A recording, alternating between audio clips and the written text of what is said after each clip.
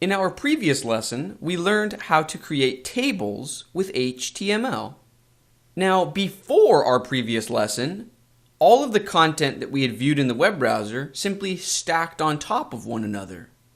Or in other words, the table marked the first time that we saw content sitting side by side one another. So some of you may be salivating, thinking to yourself, ooh, I can use tables to create multi-column layouts.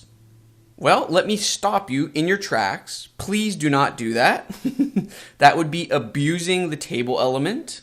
And the storied history of HTML has already seen the dark ages where people misused the table element for layout purposes.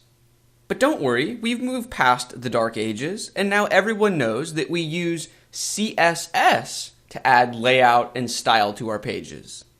So if you have a list of data and each item has multiple properties, by all means, use the table elements. That's what they're there for.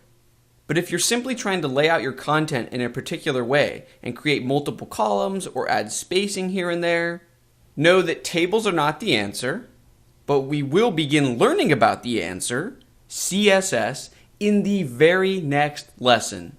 So to review, if you use tables for layout, the gods of HTML will strike you down dead in your path.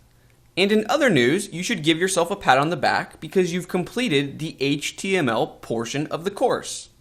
Or in other words, the fun is about to begin. CSS is how we add the design to web design. It's going to be a lot of fun, and I will see you in the next lesson.